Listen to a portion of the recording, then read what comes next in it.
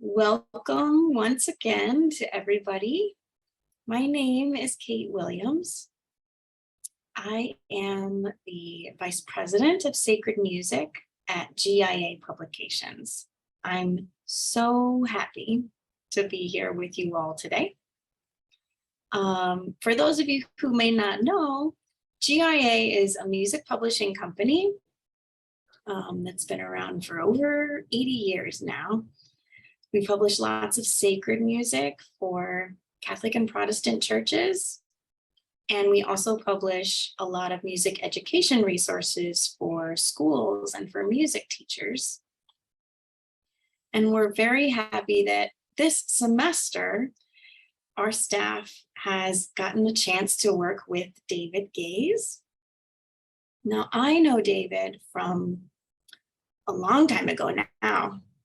David was in the choir when I was the music director at St. Nicholas Church, just north of Chicago. And David's a tenor. Yes.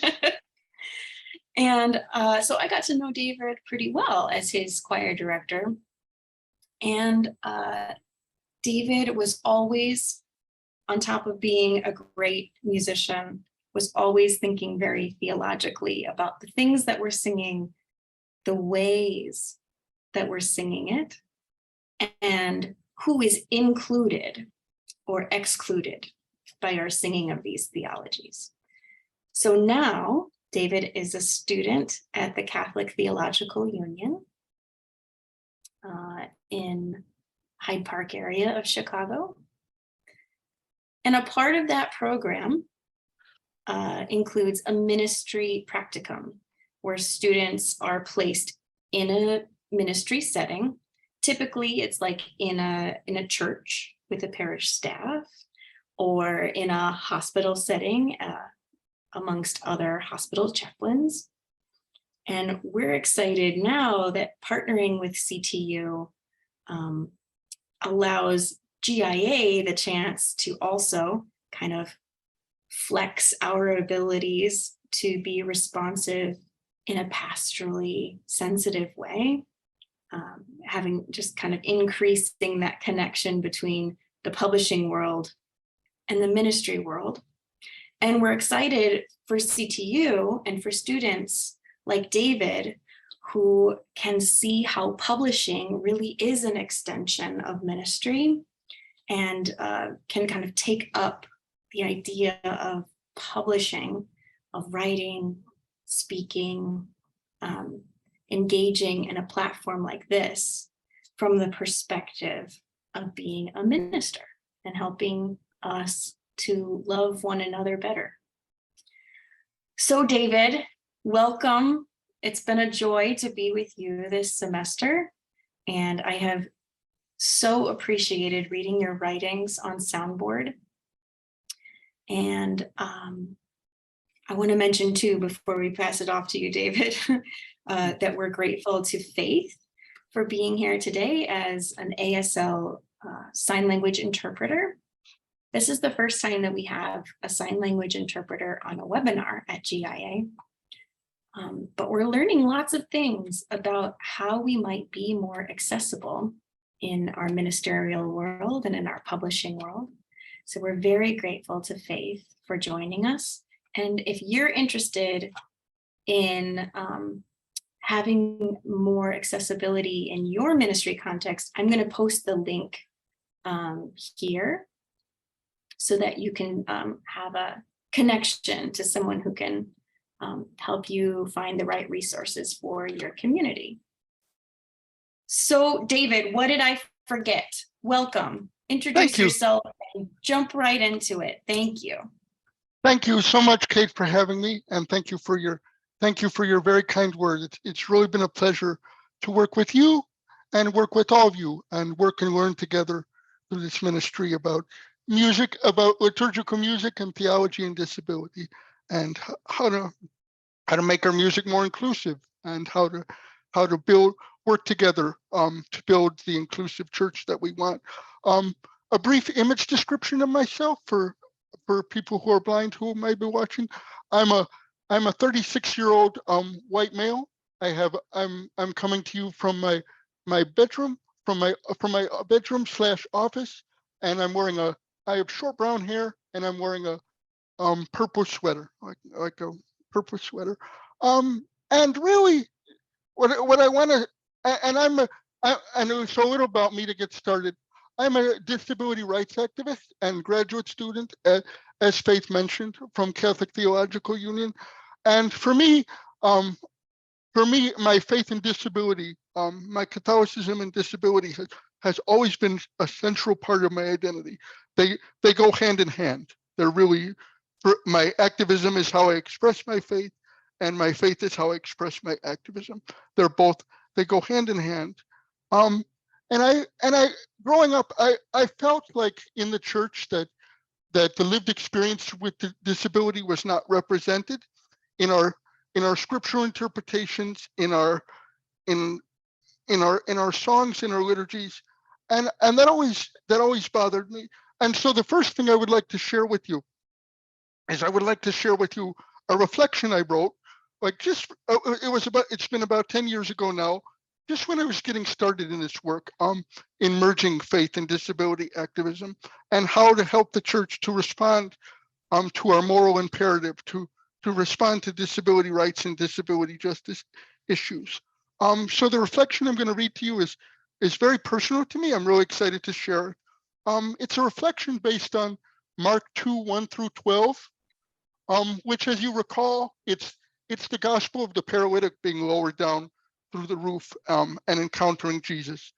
And I've heard this, and growing up, I've heard this gospel many, many times, and I've mainly heard two interpretations of it.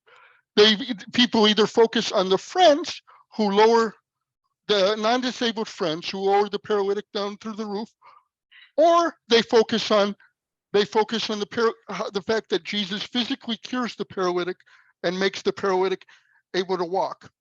And neither of those interpretations really represented my experience with the disability. So as I was thinking about this gospel when writing it, I thought, how would the paralytic feel? What would the paralytic go through? What obstacles would the paralytic face in accessing Jesus and encountering Jesus? So I really tried to capture that in this piece, and how that might feel. So as I read this piece, I'd like you to think about the day what that encounter might have been like, and it might be hot. How might it be inaccessible for the paralytic to encounter Jesus, to hear Jesus speak? So please think about that as I read this reflection. And I put myself in the shoes of the paralytic from that perspective. The point of view of the paralytic, Mark 2:1-12. What a day. What an experience. I am still trying to make sense of the day. I had heard that Jesus of Nazareth was returning to Capernaum. Like so many in town, I really wanted to hear what he had to say. I had heard so much about him: controversial, barrier breaking, loving, a prophet in our times. My family, my friends, and I excitedly talked about going to hear this Jesus. The logistics were challenging. We had to figure out how I could get down the stone steps. We decided to leave my wheels at home and use a mattress so that it would be easier to be lifted through the doorway. We left very early so that there would be plenty of time to navigate through the challenges of the city. However, we underestimated the crowds and the traffic and arrived just as Jesus was beginning to speak. The hustle and bustle was incredible. Lots of pushing and shoving, and frankly, rudeness as some elbowed their way to get close. We tried to get in through the door, but as I had expected, it was impossible. A hot, smelly, noisy mob scene. This happens all the time, so we tried some of the things we usually try. First, we looked for a back entrance, but that was crowded and blocked as well. We returned to the front entrance and asserted ourselves. I said, "Excuse me." My sister said, "Excuse me." A kind stranger said, "Clear the way." But to no avail. We just couldn't get in. Some people ignored us, some people gave us dirty looks, and some people just cut in front of us to make sure they got closer. We could hear Jesus a bit through the din of the crowd, but could not make out what he was saying. So now what to do? We all really wanted to hear Jesus, but it didn't seem possible. I suggested that my friends and family squeeze through the door without me. They could stay in the back and listen, and later share with me what Jesus said. My friend said, "No way, we're in this together." My sister said she had been checking the roof and thought it would be possible to break through and enter that way. My wife said, "Yeah, let's go for it. You know that yet again we will have to break a few rules, but we can do it." My initial reaction was not enthusiastic. It had already been a long day just to get this far, and the heat was overwhelming. The roof? No way. That would draw attention and create a scene. I would be seen as a poor, pitiful man who could not be independent. I really just wanted to sit in the back and listen, and inconspicuously listen to this prophet's words. But it was make a grand entrance or miss out. I could think of no other way. So I agreed. My friends, my family, and a few helpful strangers opened the roof and lowered me down on my mattress. Sure enough, Jesus and the entire crowd turned and looked at me with penetrating, curious stares. I felt once again like the circus freak, and I was not in the mood for that today. People in the crowd would look at me and then back at Jesus. The room became quiet as people waited for the explosion of anger or pity that they thought would come from Jesus. His response surprised not only them, but me too. Jesus smiled. "Well done," he said to us. "You all showed tremendous creativity and ingenuity to get inside. If only we could all be as creative, tenacious, and compassionate. We would work together to break down the barriers that divide us." The room was silent. Then Jesus did something else that surprised me. He came over to me, laid his hand on me, and said, "Child, your sins are forgiven."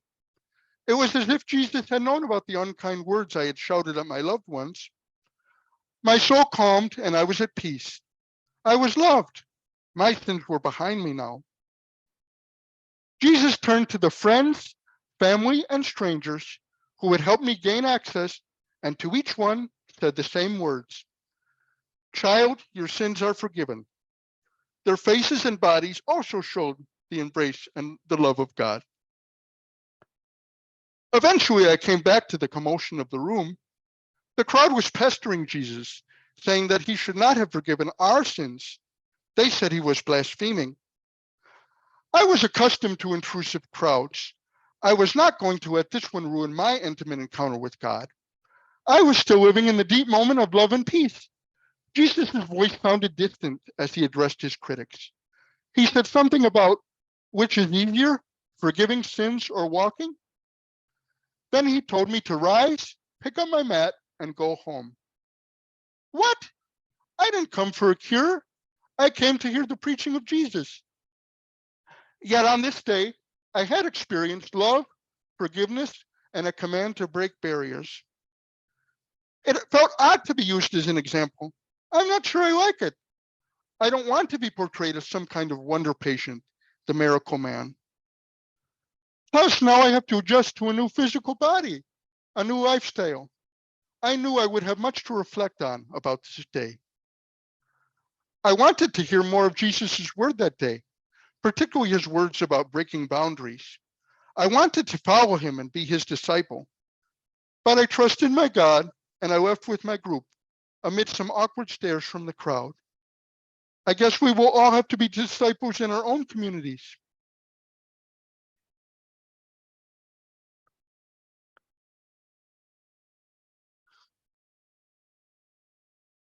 Thank you for listening. That's it. Kate, if you want to Thank you. move forward. Thank you, David. Yeah. For everyone who is joining us live, at the bottom of your Zoom screen, if you just kind of hover your mouse over it, if you're on a desktop, I think it might be on the top of your screen if you're on a tablet. There is a function called Q&A. So go ahead and click on that. And you may type your own questions or comments in that section of the screen. And then I'll try to read them out loud as I see them, so that we can continue to add those into our conversation. So while you're thinking about what questions you might have, or what comments or contributions to the conversation you might have, I'm going to continue to talk a little bit with David, and I'll watch that Q&A box in the meantime. So David, thank you for that reflection. I'm with you when you say that there's basically two ways that you most commonly hear that interpreted: the focus on friends or helpers, and the focus on the curing of the body.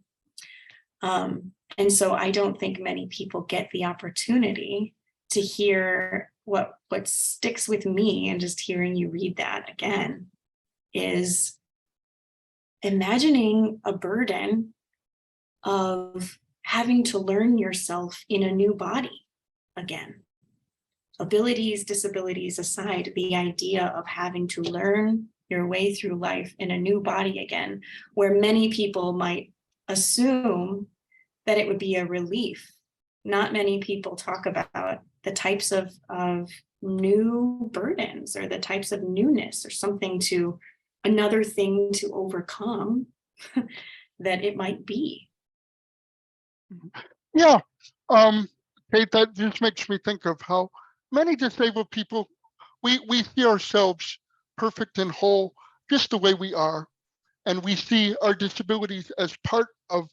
I myself see my disability as part of the image of God, and Yes. I like to say it's part of God's diverse tapestry, and I'm happy. I'm happy exactly the way I am, because my disability offers a unique perspective. My disability of cerebral palsy, I have cerebral palsy and I use a wheelchair, and it offers a unique contribution and a unique way of looking at the world, and it's part of God's diverse tapestry, and I wouldn't change it. A lot of disability activists say that the real problem, the real obstacles, most of the obstacles people with disabilities face come from society, not from our conditions ourselves, come from society. And this is called the social model of disability. And a lot of disability activists, including myself, support this model. That's just when we don't have a ramp, when we don't have a sign language interpreter, that limits our access to when we don't have a job. Like the unemployment rate among people with disabilities is amongst like 65 or 70%. So that limits our contributions and to share our gifts, and to contribute to the church and society. And that is more of an issue than the condition itself. And that model of society being the problem, of society being the issue, is called the social model of disability.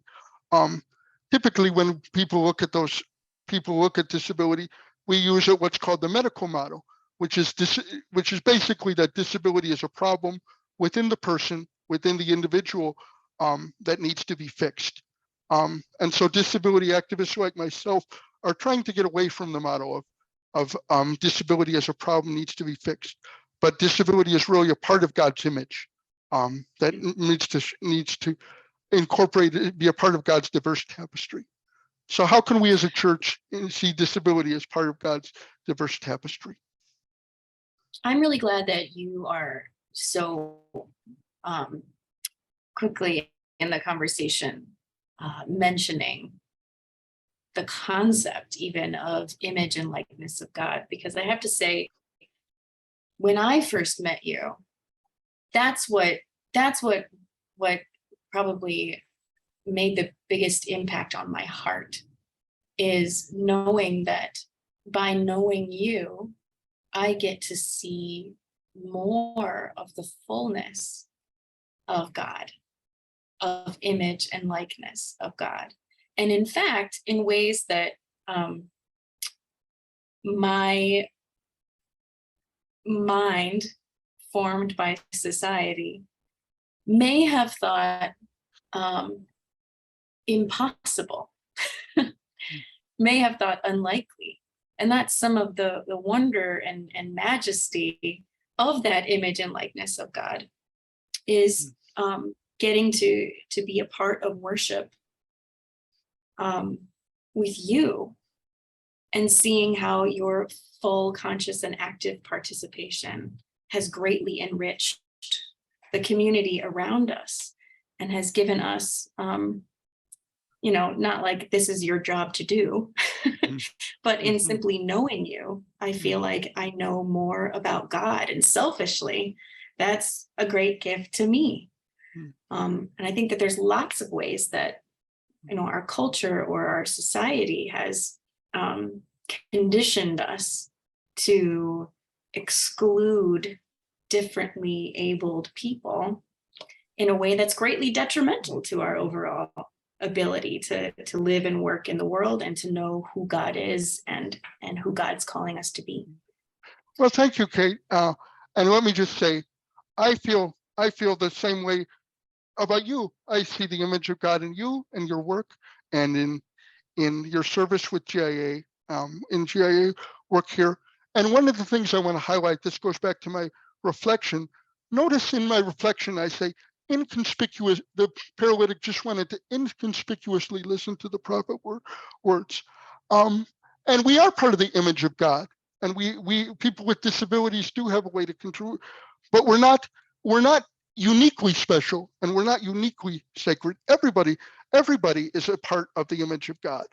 And everybody is a part of the image, expresses it in their own way with their diverse gifts and their disability, and the different types of disability are just one way of expressing the image of God. They're just one characteristic.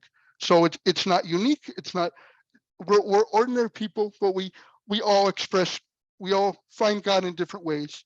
We all share our theologies in different ways.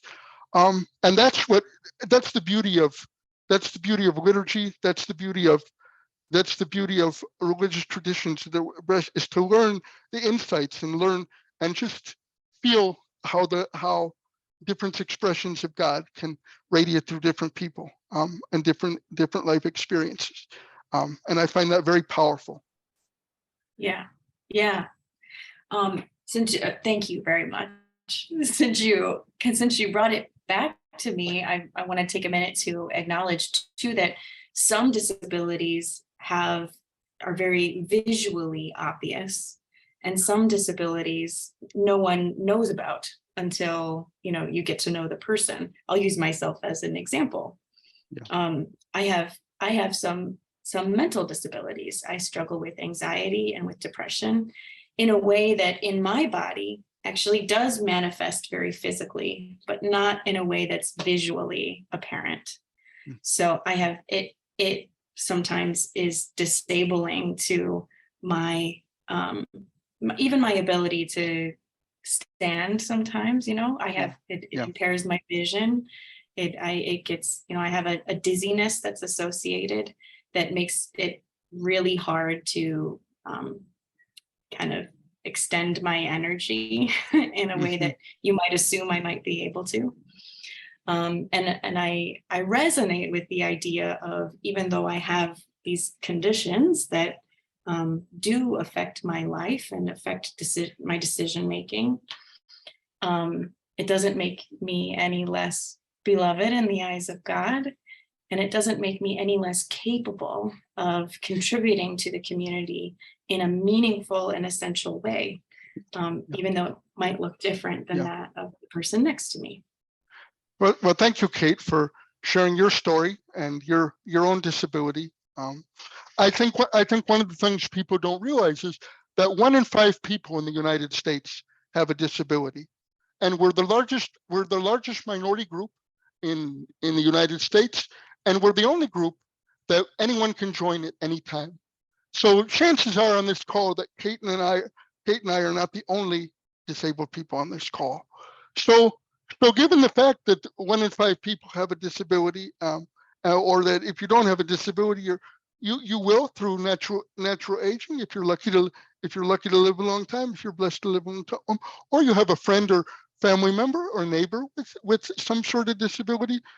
Given that disability is the largest minority group, and there's such a wide range of disability, cutting across socioeconomic status, gender, race. Given that, I think it's even more imperative that we as a church are called to respond to disability in our music, in our accessibility, in our churches, in our welcoming. We really have a moral imperative to really encounter disabled people in their own way, and to educate ourselves about disability issues and culture, and to really, whatever works for us, find the best way to encounter people with disabilities. So yeah, it's not optional, particularly given the prevalence of disability in our society. Yeah, the prevalence, and then that kind of two-way street. I think often people who, able-bodied people often think, sometimes on their best days, we need to make sure that our worship is accessible to people with disabilities. Equally as important is the ability of the community to know disabled people. I'm thinking of, I was just recently giving a workshop in a city where a woman had suffered a loss of her child in the womb. And she felt like the messages from her community were so limited her ability to be a part of that community, that my first thought is not, oh, how could the community have, better responses to this event in her life so that she could feel like she could be a part of it. Quite the contrary. Like, my first thought is that community just lost the ability to know this woman. Yeah. To know this woman and to have, a more fuller picture of community and image and likeness of God because of their poor response or their inability to include her experience among those experiences that we call sacred and good and holy. Yeah. Well, thank you for bringing that up, Kate. And that's a very personal experience. And I think what really non-disabled people don't realize, non-disabled people of faith and Christian, is there's a lot of wounds within the disability community, and there's a lot of hurt towards people of faith, in the sense that the physical structures of being of inaccessibility, in the sense of the constant focus on healing, so that the condition of so that disability and physical condition is erased, that you're only whole if you don't, only quote unquote whole if you don't have a disability, in the sense that disability is perceived as sinful, is perceived as a punishment from God, or in the sense that people with disabilities are just isolated and separated and shunned from, as you mentioned, just even participating in the worship, even getting to church, even accessibility. So there's a lot of wounds that people that all disabled people feel towards people of faith. And we really, if you look at the scriptures, Jesus encountered people with disabilities. Jesus met people on the margins, and Jesus affirmed their disabled identity. My favorite passage is the story of the man born blind in John 9:3, where Jesus explicitly states to the man born blind, neither this man nor his parents sinned. And that's the title of my talk. So, and that neither this man nor his parents sinned. And that line is very powerful to me, because to me, it's an explicit statement, and it's an explicit rejection of disability as sinful, as disability as other, as separate. So Jesus affirms to us that disability is a necessary, valuable, and important part of the image of God.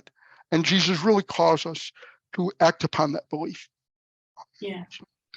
We do have some questions in the Q&A, so I'm going to address some of those, and just a reminder to anybody who has a question or a comment That feature is just a button on the bottom or perhaps the top of your screen that says Q&A. You just click on that and you can type in and I'll read it out loud. Our friend Diane Brigant just sends along her appreciation of your reflection, David. And she's asking if this will be published somewhere so that others can benefit from this. And I know that it's published on our blog, our GIA soundboard site.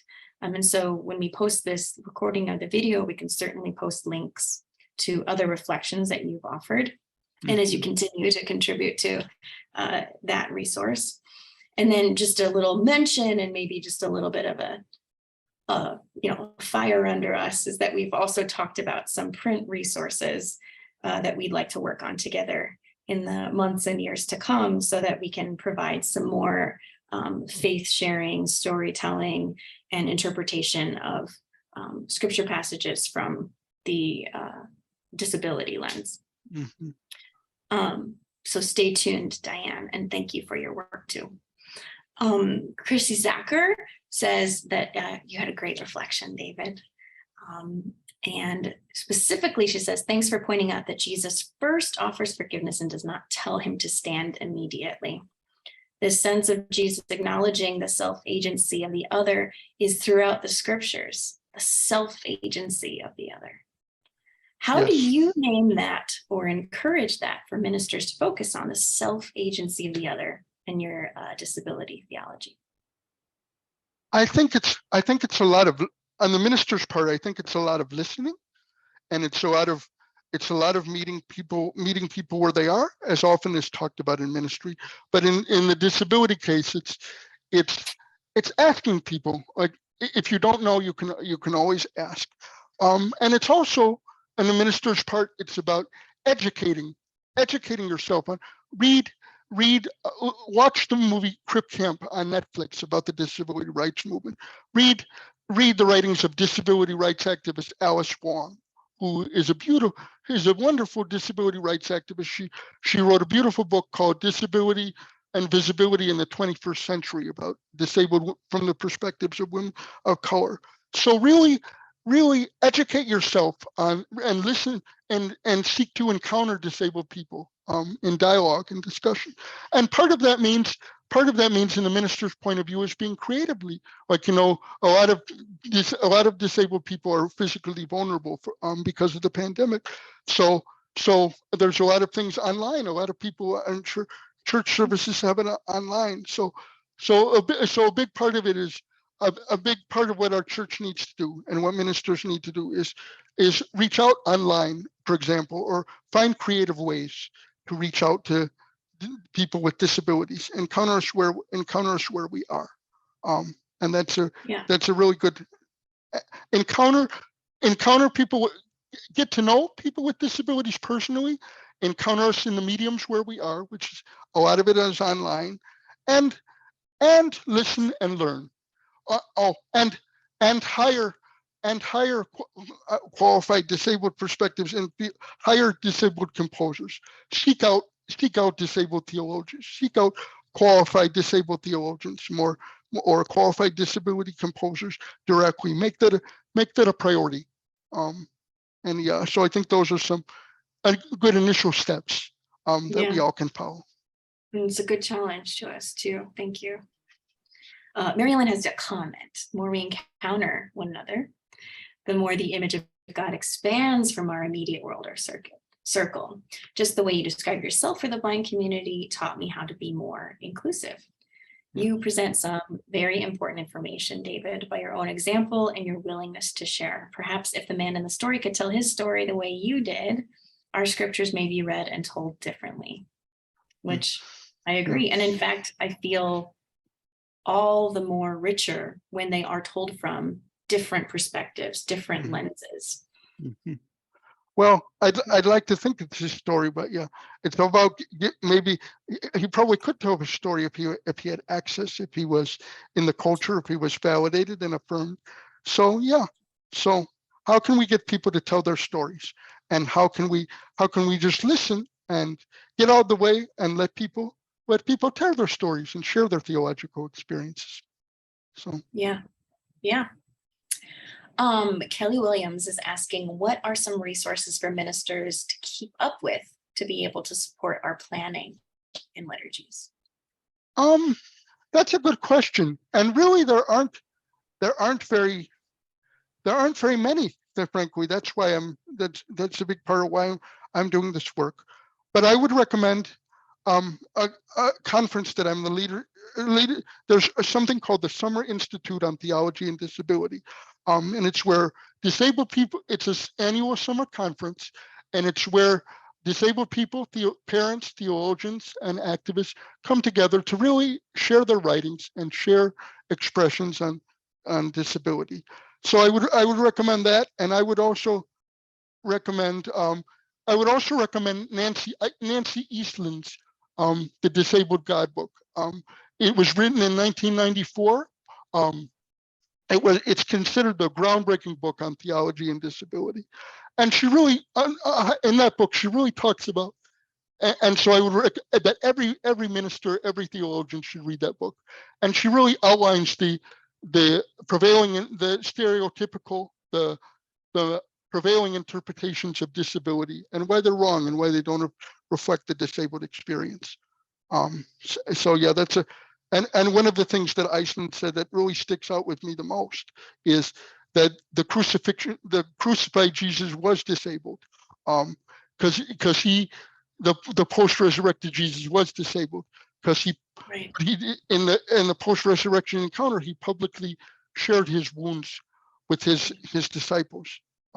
So that's been an area of personal validation for me as a disabled person, and that goes back to the point that Jesus really affirms and values disabled people. Yeah. So the Disabled God is a really good place, and the Summer Institute on the Institute on Theology and Disability. And if you can't make the conference, if you can't make the conference in person, there are recordings too. So those two resources primarily would be a great way to go for ministers. Thank you for that. And I do want to go back and just at least touch on the idea of the resurrected Jesus being a disabled body, showing his very wounds. I think about that a lot too. And I think about that's specifically something that he points to and allows others to see and touch and witness as a way of saying, look at this thing that you thought meant death or isolation or aloneness or an end. And look what God did with it.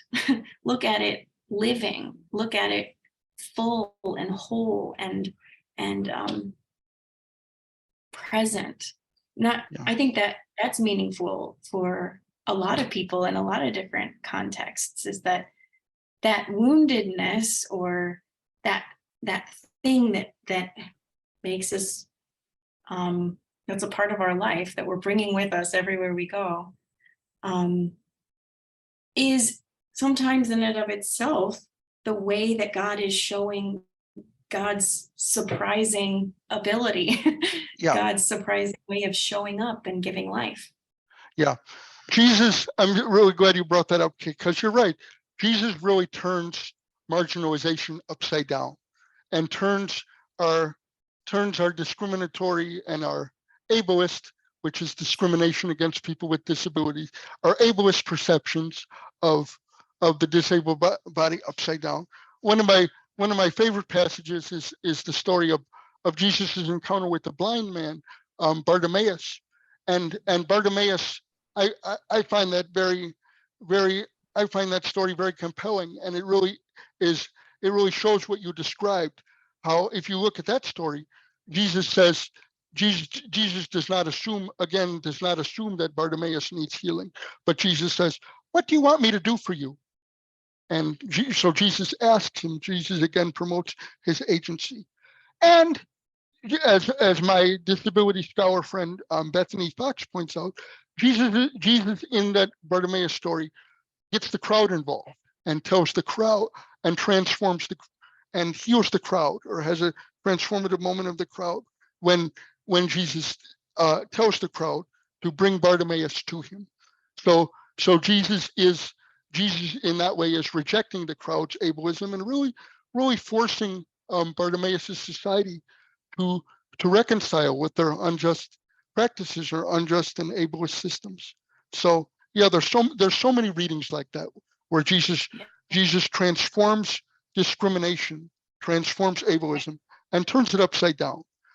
So I look at healing mainly as a healing of the society and a healing of unjust societal system. And I take that as a challenge really on all our parts as Christians and people of faith who break down for unjust systems in our church and in our world. Yeah.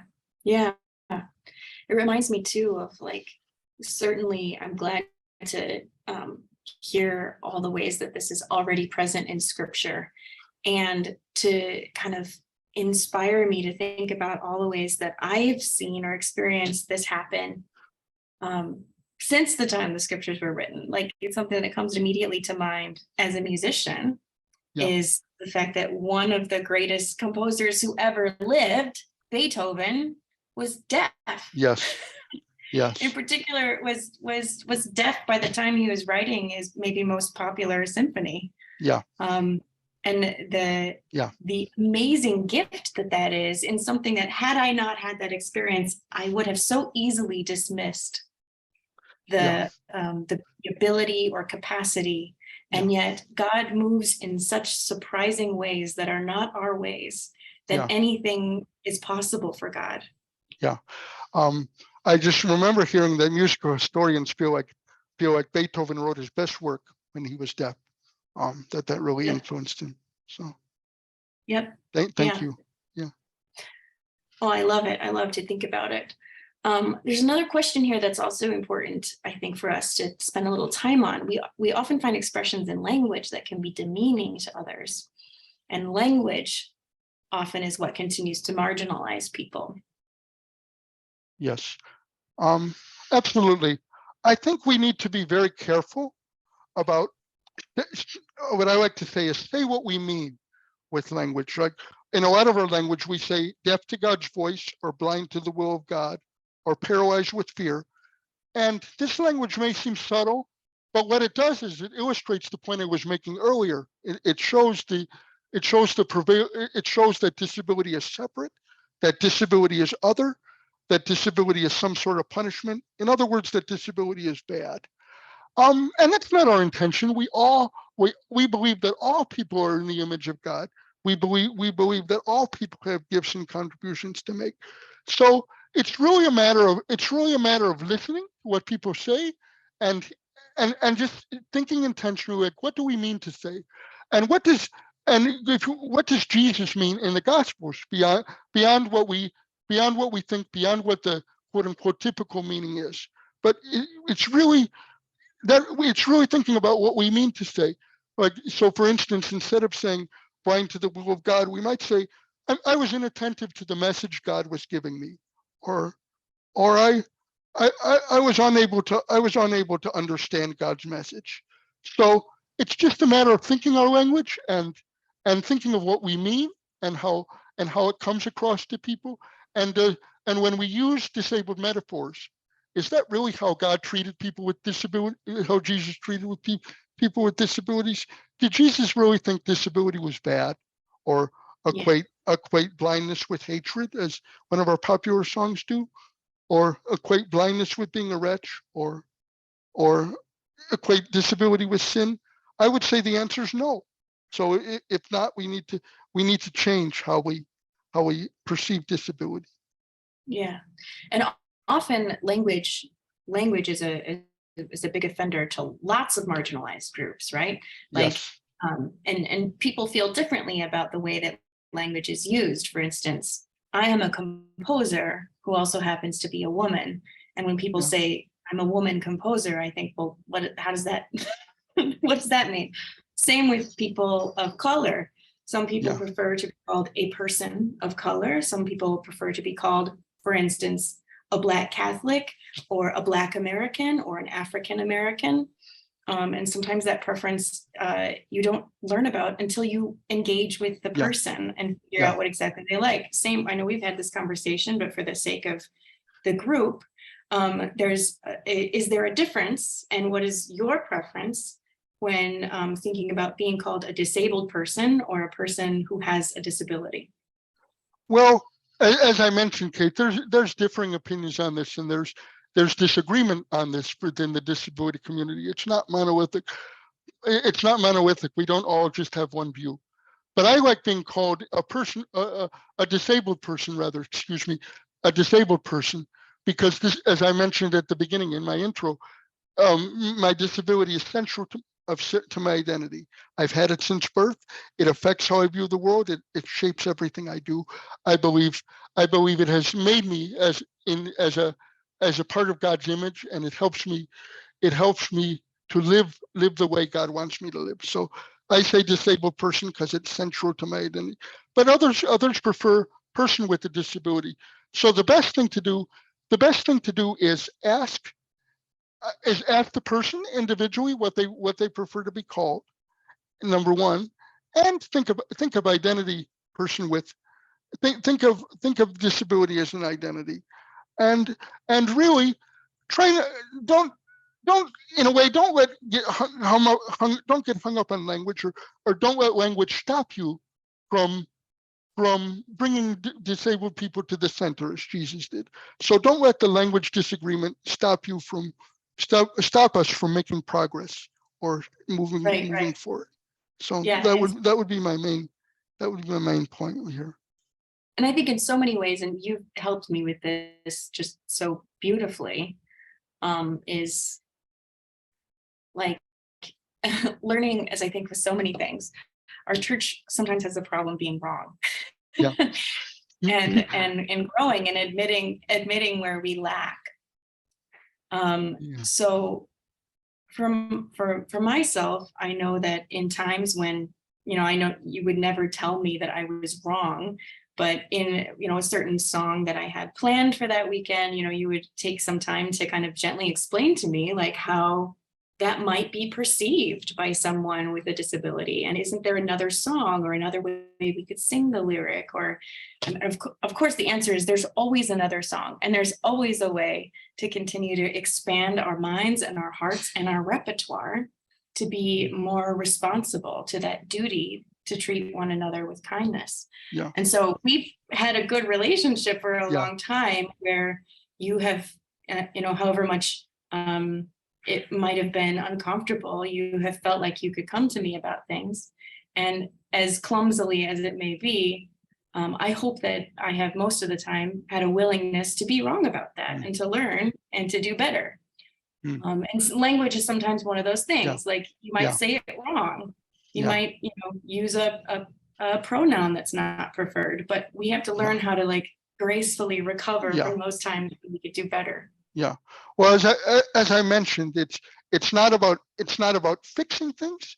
It's about doing better for the future, and it's about doing better for the future. And it's not just how people are perceived. It's does our interpretations of disabled people, does that really represent how Jesus saw disabled people, how Jesus encountered disabled people? If we say disability is bad, are we really or disability is punishment, or blind to the will of God, or equate blindness as being wretched? Does that really represent how Jesus understood disability through his own life and through his encounter with others? So it's just about being true to that, and using our good intentions, using our ministries to being true to God's message of disability, which we all believe in, but we sometimes have trouble articulating. Yeah. So, a couple more comments here for you. Our friend Peter says, David, I was struck in the narrative you read by the care and concern you as the disabled person showed towards your sister and those who were assisting you. You even offered to stay behind so that they could get a better view of Jesus.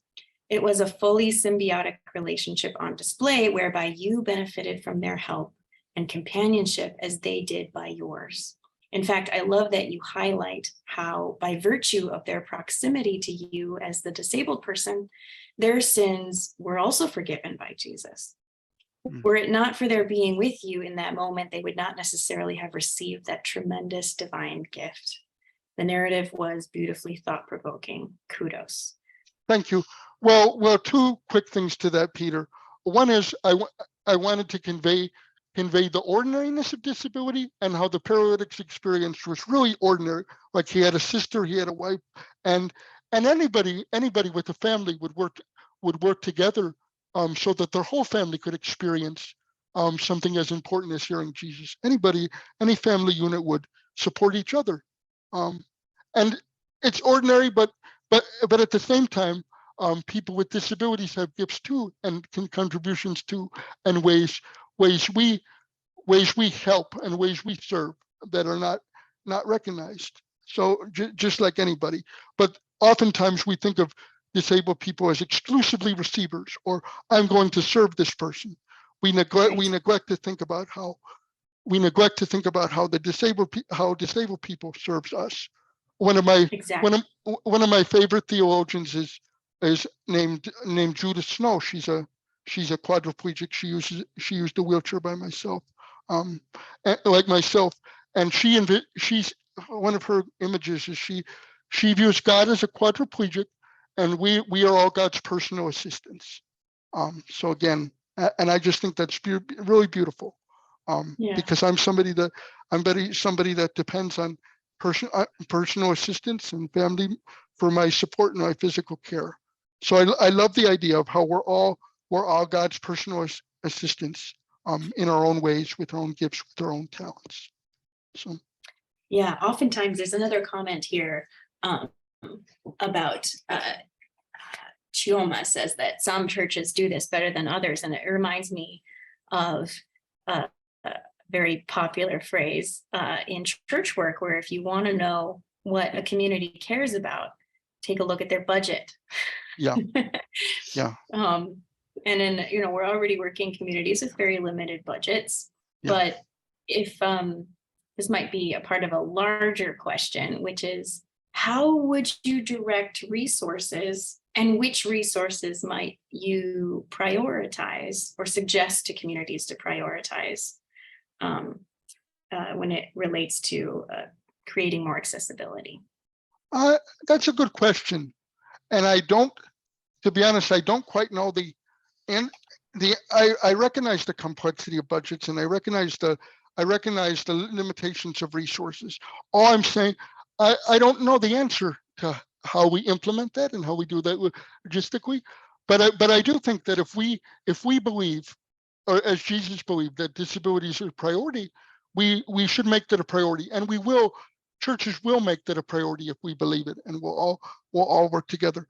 I forgot who said this, but there's one, it escapes me who said this, but I heard somebody once say that a budget is a moral document. It is. Mm-hmm. So if it's a moral document, as the questioner points out, it really shapes our priorities and it shapes who we are.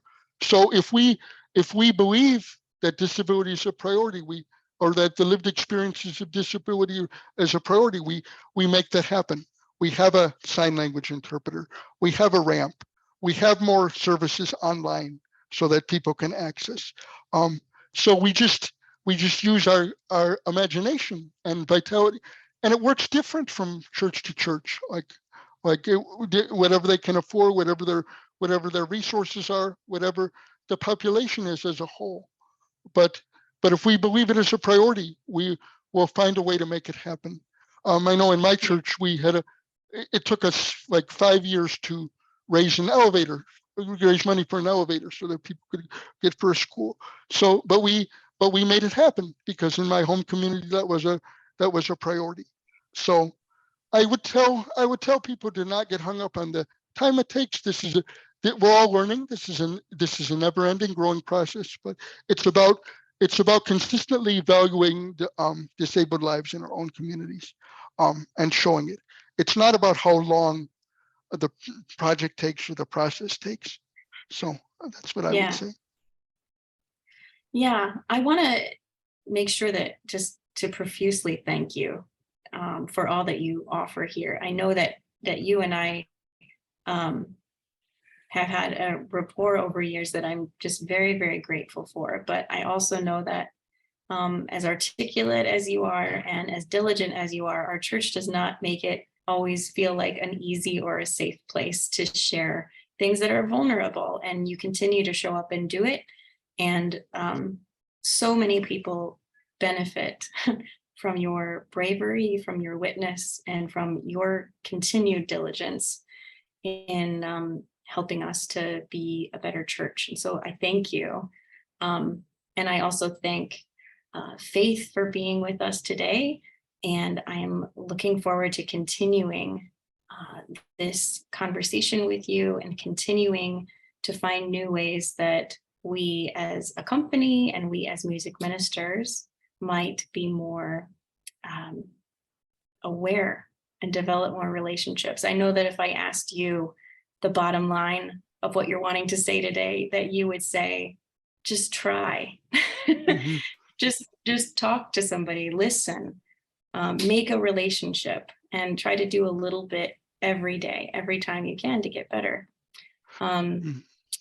Yeah, and but I want to let you have the last word here.